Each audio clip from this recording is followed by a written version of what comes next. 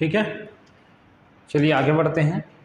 Computer की पीढ़ियाँ, ठीक है, कंप्यूटर की पीढ़ियाँ देखिए, कंप्यूटर का विकास कैसे हुआ, किन किन चीज़ों का उपयोग किया और उसके आधार पर पीढ़ी को बांटा गया है।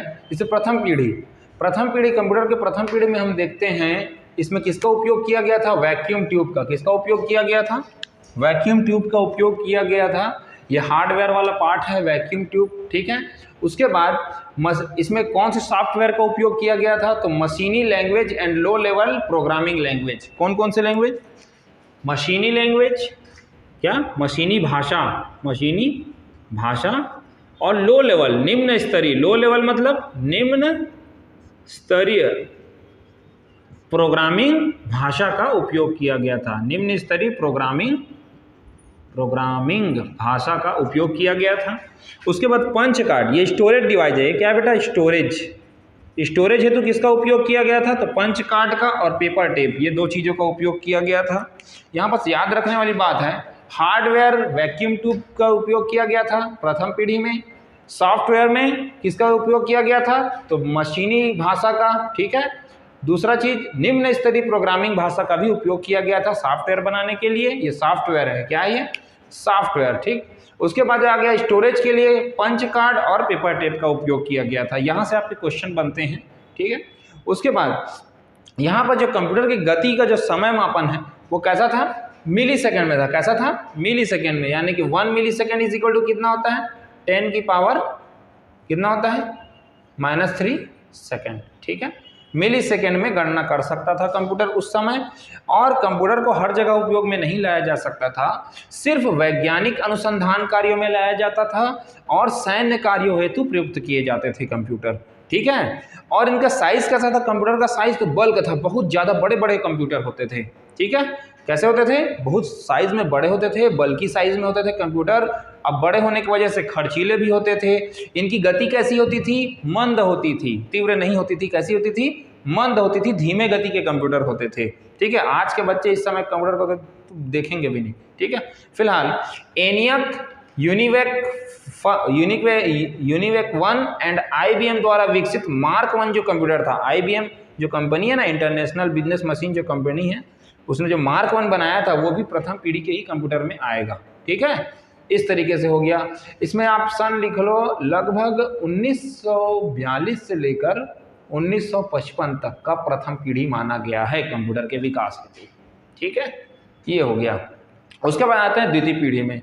द्वितीय पीढ़ी अब ये 1955 में हुआ है, खत्म है ना, तो इसको ले लेना बेटा 1956 ले लेना, ठीक है। 1956 to 1964, ठीक है। इस कालावधि में द्वितीय पीढ़ी को माना गया है।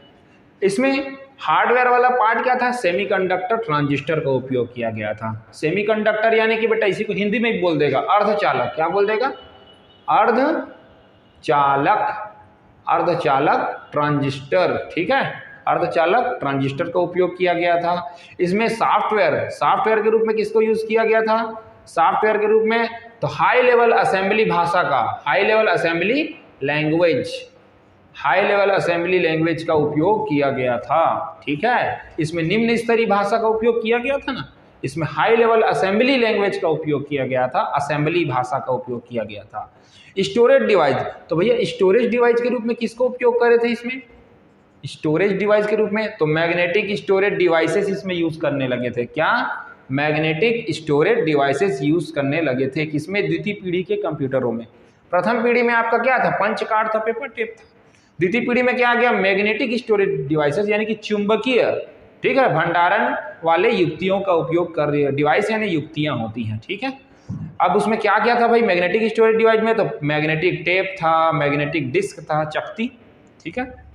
ये सारी चीजें स्टोरेज डिवाइस के रूप में यूज की जाती थी।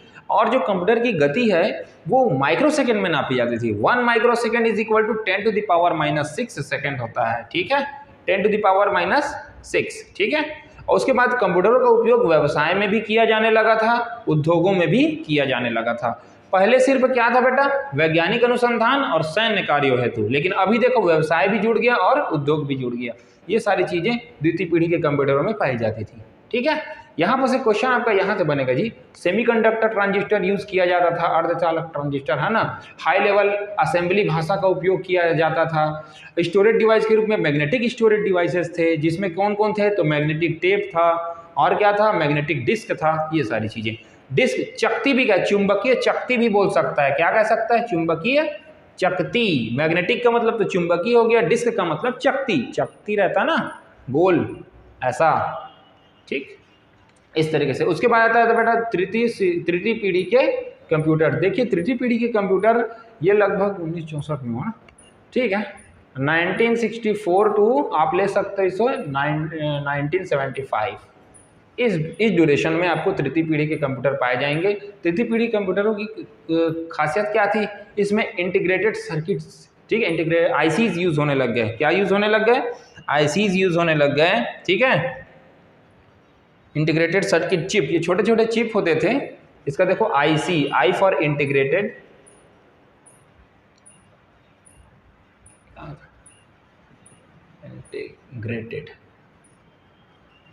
इंटीग्रेटेड सर्किट चिप्स, छोटे छोटे चिप्स होते थे, ठीक है। इंटीग्रेटेड सर्किट चिप्स का उपयोग किया जाने लगा। अब इंटीग्रेटेड सर्किट चिप्स का जब उपयोग किया जाने लगा, किसके जगह में, ट्रांजिस्टर की जगह में, ठीक है। ये भी सेमीकंडक्टर ही है, लेकिन ये क्या है, इंटीग्रेटेड सर्किट। एक इंटीग्रेटेड सर्किट में बहुत सारे ट्रांजिस्टर फिट किए जा सकते हैं, ठीक है। उसके बाद और इसको डेवलप किए तो क्या आ गया बेटा, स्मॉल स्केल। यहाँ एस फॉर क्या है, स्केल, एस फॉर, ये वाला एस मतलब स्मॉल, एस फॉर स्केल, और आई मतलब इंटीग्रेशन, ठीक है। तो small scale integration, small scale integration भी स्टार्ट कर दिया गया। और उसके बाद मीडियम स्केल इंटीग्रेशन भी, क्या, मीडियम स्केल इंटीग्रेशन भी, medium scale integration, I tends to integration, ठीक है। तो आईसी, एसएसआई और एमएसआई, ये सब का उपयोग किसमें था, तृतीय पीढ़ी की कंप्यूटरों में किया जाता था, ठीक है। इनपुट एंड आउटपुट डिवाइस के रूप में, देखिए क्या बोल रहे हैं, इनपुट एंड आउटपुट डिवाइस के रूप में कीबोर्ड, माउस और मॉनिटर का उपयोग किया जाने लगा, ठीक है। तो याद रखना, कीबोर्ड, माउस और मॉनिटर, इनका उपयोग तृतीय पीढ़ी के कंप्यूटर में किया जाने लगा। यहां से क्वेश्चन बनेगा, integrated circuit chips, small scale integration, medium scale integration, इनका उपयोग किस में था, तो तृतीय पीढ़ी के कंप्यूटरों में था। यहां से क्वेश्चन आपके बढ़ेंगे। अब जाहिर सी बात है, ये सारी चीज हो रहे हैं तो स्टोरेज में भी तो काम हुआ होगा। तो बेटा ये जो सेकेंड पीढ़ी में जो स्टोरेज है ना, मैग्नेटिक स्टोरेज डिवाइसेज, जिसमें मैग्नेटिक टेप और मैग्नेटिक डिस्क आपने जो लिया है, इन्हीं दोनों को क्या करेंगे, और अपडेट कर देंगे, और ज़्यादा डेवलप कर देंगे, ठीक है। तो यहाँ पर लिखा है, इन्हीं मैग्नेटिक स्टोरेज डिवाइस की क्षमता में वृद्धि कर दिए। क्या कर दिए, क्षमताओं में वृद्धि किए। किसमें, तो मैग्नेटिक स्टोरेज डिवाइस, ये जो दो ठो है ना, इसी की क्षमता में क्या कर दिए, और ज़्यादा वृद्धि कर दिए, बढ़ा दिए उसकी क्षमता को, और ज़्यादा स्टोर करने लग गए उन लोग, ठीक है, तृतीय पीढ़ी में। Development of semiconductor storage device, ये एक बहुत अच्छा चीज़ है कि स्टोरेज के रूप में सेमीकंडक्टर डिवाइसेस का उपयोग कौन सी पीढ़ी में किया गया, तो तृतीय पीढ़ी में किया गया।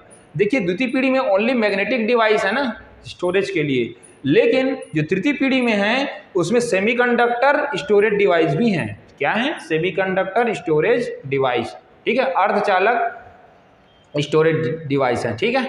और अब देखो, जब सेमीकंडक्टर स्टोरेज डिवाइस आ गया तो इसका मतलब ये नहीं है कि मैग्नेटिक स्टोरेज डिवाइस को लोग छोड़ देंगे, भाई इसको और ज़्यादा उसकी क्षमता में क्या कर दिए, विकसित कर दिए। तो बढ़िया बात है ना जी। तो तृतीय पीढ़ी के कंप्यूटर में दो ठो हो गए। एक ठो क्या हो गया, मैग्नेटिक स्टोरेज डिवाइस, जिसकी क्षमता और ज़्यादा बढ़ा के हम लोग यूज़ कर रहे हैं। और क्या कर रहे हैं बेटा, सेमीकंडक्टर स्टोरेज डिवाइस भी यूज़ कर रहे हैं। तो स्टोरेज डिवाइस में ये दोनों ही आ जाएंगे, ठीक है। क्या क्या आ जाएंगे, मैग्नेटिक स्टोरेज डिवाइसेस, और क्या आ जाएंगे, development of semiconductor storage devices, ये भी आ जाएंगे। और देखो कंप्यूटर में रैम का उपयोग किया गया। किसका उपयोग किया, रैम, रैंडम एक्सेस मेमोरी। इसका जब उपयोग किए तो कंप्यूटर की गति क्या हो जाएगी, बढ़ जाएगी। कंप्यूटर की गति क्या हो गई, बढ़ गई। किसमें, तृतीय पीढ़ी के कंप्यूटरों में। तो रैम का उपयोग कहाँ से प्रारंभ हुआ है बेटा, तृतीय पीढ़ी के कंप्यूटर में। इस चीज को याद रखना। सेमीकंडक्टर स्टोरेज डिवाइस का उपयोग कहाँ से स्टार्ट हुआ है, तो तृतीय पीढ़ी के कंप्यूटर में हुआ है, ठीक है। और कंप्यूटर की जो गति है वो नैनो सेकंड में मापी जाने लगी। किसमें, नैनो सेकंड में। 1 नैनो सेकंड बराबर होता है 10⁻⁹ सेकंड, ठीक है। 1 नैनो सेकेंड मतलब 10⁻⁹ सेकेंड। व्यवसायिक और व्यक्तिगत रूप, देखिए इंडिविजुअली आप यूज कर पा रहे हो कंप्यूटर को तृतीय पीढ़ी में, ठीक है। द्वितीय पीढ़ी में क्या था, व्यवसाय और उद्योग था, लेकिन तृतीय पीढ़ी में व्यवसाय भी है, व्यक्तिगत रूप से पर्सनल कंप्यूटर आप यूज कर पा रहे हो। और इसमें टाइम शेयरिंग ऑपरेटिंग सिस्टम का भी विकास हुआ। किसका, टाइम शेयरिंग, ओएस मतलब होता है ऑपरेटिंग सिस्टम का भी विकास हुआ, ठीक है। ये सारे चीजें किसमें इंक्लूड की गई है, तृतीय पीढ़ी के कंप्यूटरों में। अब देखते हैं हम लोग इसको चतुर्थ पीढ़ी और पंचम पीढ़ी को।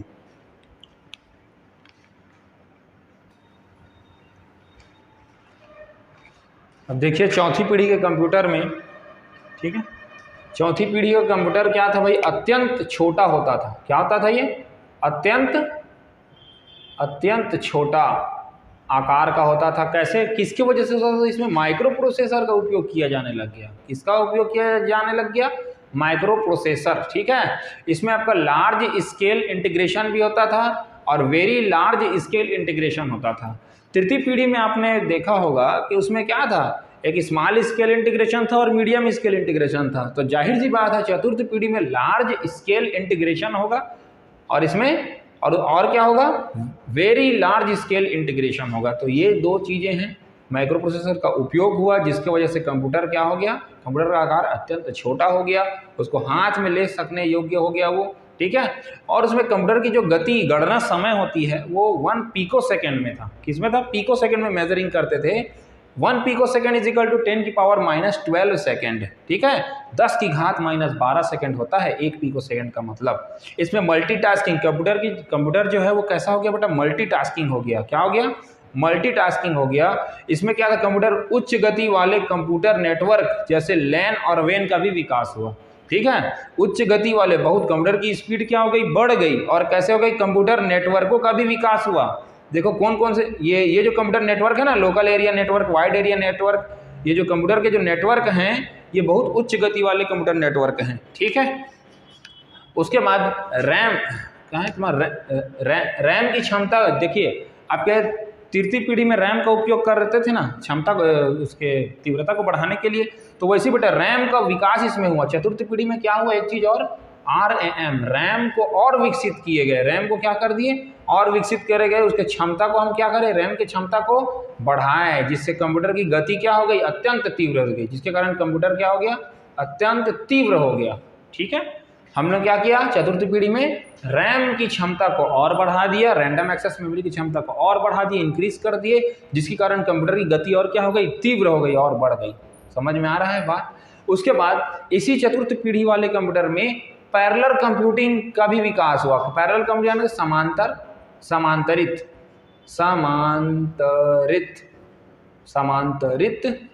कंप्यूटिंग, ठीक है। समांतरित रूप से कंप्यूटिंग करना होता है। देखिए एक के बाद एक यदि सीरीज में रहेंगे तो आपको हर किसी के पास डील करना मुश्किल होगा, लेकिन सारे लोग अगर समांतर क्रम में आ जाएं तो डील करना बहुत आसान हो जाता है। तो पैरेलल कंप्यूटिंग का भी विकास हुआ एंड मल्टीमीडिया का प्रचलन भी बढ़ा, ठीक है। पैरेलल कंप्यूटिंग और मल्टीमीडिया का प्रचलन कहाँ से स्टार्ट हुआ है, तो चतुर्थ पीढ़ी से हुआ है। इस चीज़ को आप याद रखेंगे। जो सॉफ्टवेयर थे उसमें GUI, ग्राफिकल यूजर इंटरफेस का विकास से कंप्यूटर के उपयोग में सरलता आई। देखो कंप्यूटर के उपयोग में सरलता आई, कैसे सरलता आई, तो सॉफ्ट यूजर में ग्राफिकल यूजर इंटरफेस का विकास हुआ, इस वजह से कंप्यूटर के उपयोग में सरलता आई। अब GUI ये सारी चीज़ों को आप दूसरे चैप्टर में पढ़ोगे, उसमें अच्छे से विस्तार से मैं बता दूंगा। अभी सिर्फ मैं कंप्यूटर की पीढ़ियों के ऊपर फोकस कर रहा हूँ कि कौन कौन से पॉइंट किस किस पीढ़ियों से बिलोंग कर रहे हैं। इसमें उच्च स्तरीय भाषा का भी विकास हुआ।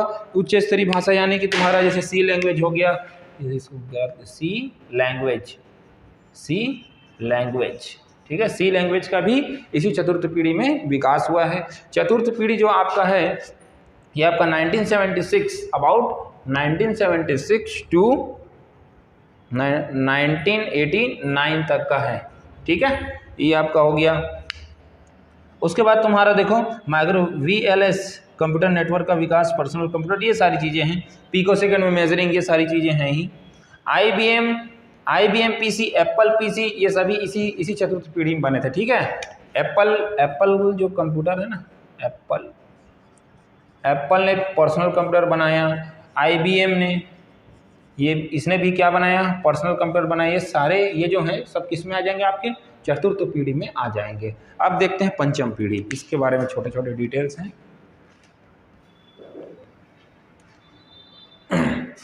अब पांचवी पीढ़ी के कंप्यूटर के बारे में जानते हैं। यहाँ देखिए USLI अभी सबका एक एक फुल फॉर्म बनेगा। SLSI का निर्माण संभव हुआ। अल्ट्रा स्केल क्या है, अल्ट्रा USLI और SLSI गणना क्षमता तीव्र हुआ। ठीक है, इन सभी के एक एक फुल फॉर्म भी बनेंगे बेटा, इसको आप लिख लेना। अल्ट्रा लार्ज स्केल, U मतलब क्या हो जाएगा, एक मिनट ना, UL ultra large scale integration, ये ठीक है। U मतलब अल्ट्रा, गलत लिखा गया था, ultra large, S tends to scale, I tends to integration, ultra large scale integration. और ये क्या हो जाएगा आपका, super large scale integration. S tends to super, L tends to large, S tends to scale, I tends to integration. ठीक है, तो ultra large scale integration और सुपर लार्ज स्केल इंटीग्रेशन कहाँ, कौन सी पीढ़ी की बात है बेटा, पांचवी पीढ़ी की बात है। ठीक है, पांचवी पीढ़ी की बात है। गणना क्षमता, इसके कारण, इन दोनों के कारण गणना क्षमताएं क्या हो गई, अत्यधिक तीव्र हो गई, बहुत बढ़ गए गणना क्षमता। ठीक है, बहुत जल्दी जल्दी कंप्यूटर गणनाएं करने लग गया। मल्टीमीडिया, एनिमेशन, ये सारे का उपयोग होने लग गया। अब मल्टीमीडिया और एनिमेशन आ गया, ऑडियो, वीडियो, टेक्स्ट, आपके इमेजेस, सारी चीज़ें आ गई। तो अब क्या हो जाएगा, इसको एजुकेशन में भी यूज़ किया जाने लग गया पांचवी पीढ़ी में। चौथी पीढ़ी में एजुकेशन में नहीं था, पांचवी पीढ़ी में आ गया था। ठीक है, और एंटरटेन में भी भरपूर उपयोग करें। आप लोग करते हैं ना, दुनिया भर का चीज़ चलाते हो, एंटरटेन में भी यूज़ करते हो। ठीक है, और क्या क्या उपयोग होने लग गया बेटा, इंटरनेट का उपयोग होने लग गया, सोशल मीडिया का यूज़ होने लग गया, इंफॉर्मेशन टेक्नोलॉजी का, सूचना प्रौद्योगिकी, इंफॉर्मेशनल टेक्नोलॉजी मतलब सूचना प्रौद्योगिकी, टेक्नोलॉजी। ठीक है, इंफॉर्मेशन टेक्नोलॉजी का भी उपयोग होने लग गया, यानी कि सूचना प्रौद्योगिकी का। ईमेल, सूचनाओं के आदान प्रदान के लिए इंटरनेट मेल हो गया, www जैसे इन लोगों का यूज़ हो गया। ठीक है, वर्ल्ड वाइड वेब का। और क्या, इंफॉर्मेशन हाईवे, सूचना राजमार्ग, इनका भी उपयोग होने, ये सारी चीज़ें प्रचलन में आ गई थी, किसमें, पांचवी पीढ़ी में। तो ये सारे अगर टॉपिक्स अगर आते हैं तो समझ जाना पांचवी पीढ़ी को वो बिलोंग कर रहा है। ठीक है, उसके बाद स्टोरेज डिवाइस में भी कुछ चीज़ें आई, नई चीज़ें। आपने मैग्नेटिक स्टोरेज डिवाइस के बारे में देखा था ना। अब उसके बाद देखो, मैग्नेटिक तो अभी भी रहेंगे, स्टिल कंटिन्यू रहेंगे, लेकिन ऑप्टिकल डिस्क भी आ जाएंगे। ऑप्टिकल डिस्क जिसमें CD हो गया, कॉम्पैक्ट डिस्क, DVD हो गया, इसमें इनकी स्टोरेज क्षमता और ज़्यादा बढ़ जाएगी। ठीक है, ब्लू रे जो होता है ना, वो भी आ जाएगा, ब्लू रे डिस्क। और यहाँ मैग्नेटिक बबल मेमोरी, क्या, मैग्नेटिक बबल मेमोरी, इसका भी विकास हो गया था, इसमें पांचवी पीढ़ी में। ठीक है, और यहाँ बस एक काम और किया इन्होंने, जो प्रोसेसर था ना बेटा, प्रोसेसर था, देखो चौथी पीढ़ी में ही पैरेलल कंप्यूटिंग शुरू हो गया था। ठीक है, अब प्रोसेसर को इन लोग क्या किया, आपस में जोड़ दिए, कनेक्ट कर दिए बहुत सारे प्रोसेसर्स को, और पैरेलल कंप्यूटिंग प्रोसेस द्वारा क्या कर दिए, कंप्यूटर की गति को और ज़्यादा बढ़ा दिए, तीव्र कर दिए। क्या किए इन लोग, प्रोसेसर्स को, जो कंप्यूटर के जो प्रोसेसर्स होते हैं ना, उनको आपस में जोड़ दिए, पैरेलल प्रोसेसिंग कंप्यूटिंग द्वारा आपस में क्या कर दिए, जोड़ दिए, और क्या कर दिए, कंप्यूटर की गति को अत्यधिक तीव्र कर दिए। ठीक है, ये आपकी पांचवी पीढ़ी के कंप्यूटरों का क्या है बेटा, पांचवी पीढ़ी, ये आपका कौन सा है, 1992 अभी तक, अब तक ये पांचवी पीढ़ी के कंप्यूटर चल रहे हैं, अभी तक इनका डेवलपमेंट चल ही रहा है। ठीक है, यहाँ पर देखो कुछ क्वेश्चंस हैं। ठीक है, ये फैक्चुअल चीज़ें हैं, जैसे इंटीग्रेटेड सर्किट, आईसी का विकास किसने किया था, तो जैक किल्बी, याद रखना नाम, जैक किल्बी तथा रॉबर्ट नोई, ये दो व्यक्ति थे जिन्होंने आईसी का विकास किया, इंटीग्रेटेड सर्किट। ठीक है, अब यहाँ पर देखो, अगर आईसी आपको, ठीक है ना, यहाँ पर देखो बेटा आईसी दिखाई नहीं दे रहा है, लेकिन आवाज़ तो आपको आ रहा है कि नहीं। ठीक है, अब उसके देखो, आधुनिक कंप्यूटर का लघु रूप संभव हुआ। आधुनिक कंप्यूटर का लघु रूप कैसे हुआ, तो समाकलित परिपथ चिप, क्या, समाकलित परिपथ चिप। अब देखिए ऑप्शन में आपने कभी देखा ही नहीं है समाकलित परिपथ, तो समाकलित परिपथ क्या है, एकीकृत होता है। क्या होता है, एकीकृत परिपथ चिप भी बोल सकते हो। देखो क्या क्या नाम है, समाकलित परिपथ चिप, इसी समाकलित को एकीकृत भी कह सकता है। क्या कहता है, एकीकृत परिपथ चिप भी बोल सकता है, या इसको क्या कहते हैं, इंटीग्रेटेड, और आपका क्या हो जाएगा जी, इंटीग्रेटेड सर्किट ही है ये, ठीक है, यानी कि आईसी ही है। यहाँ बस अगर समाकलित बोल दिया, एकीकृत बोल दिया, तो इसमें आपको कंफ्यूज नहीं होना है, ये एक ही चीज़ है, ठीक है। उसके बाद आईसी का पूरा क्या नाम है, तो इंटीग्रेटेड सर्किट, क्या नाम है, इंटीग्रेटेड सर्किट है आईसी का नाम, ठीक है। इसको चिप्स भी बोल देगा, क्या बोल देगा, सिर्फ चिप्स बोल देगा तो भी आपको यही समझना इंटीग्रेटेड सर्किट ही है। उसके बाद आपका आता है मस्तिष्क की कार्य प्रणाली की नकल करने वाला छोटा और सबसे तीव्र। देखिए मस्तिष्क की कार्य प्रणाली का नकल करेगा, छोटा है और सबसे तीव्र गति वाला जो कंप्यूटर है वो क्या हो जाएगा बेटा, क्वांटम कंप्यूटर। क्या हो जाएगा, क्वांटम कंप्यूटर हो जाएगा। क्या हो जाएगा, क्वांटम कंप्यूटर, ठीक है। और उसके बाद माइक्रो प्रोसेसर का आविष्कार किस कंपनी ने सर्वप्रथम किया था, तो इंटेल कंपनी ने, ठीक है। इस प्रकार के बहुत सारे छोटे छोटे फैक्चुअल क्वेश्चन है जिनको आपको देखना पड़ेगा और यहाँ से क्वेश्चन पूछे जा सकते हैं। जैसे ये वाला देखिए, आधुनिक कंप्यूटर का लघु रूप संभव हो, इसका यूपीपीएससी में पूछा जा चुका है ना।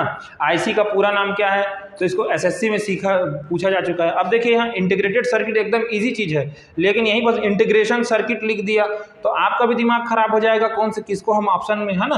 तो इसको ध्यान देना, इंटीग्रेटेड ईडी है, इंटीग्रेटेड सर्किट। और इसी को हिंदी में भी दे देगा, समाकलित परिपथ, एकीकृत परिपथ, तो उसके लिए भी आप रेडी रहेंगे।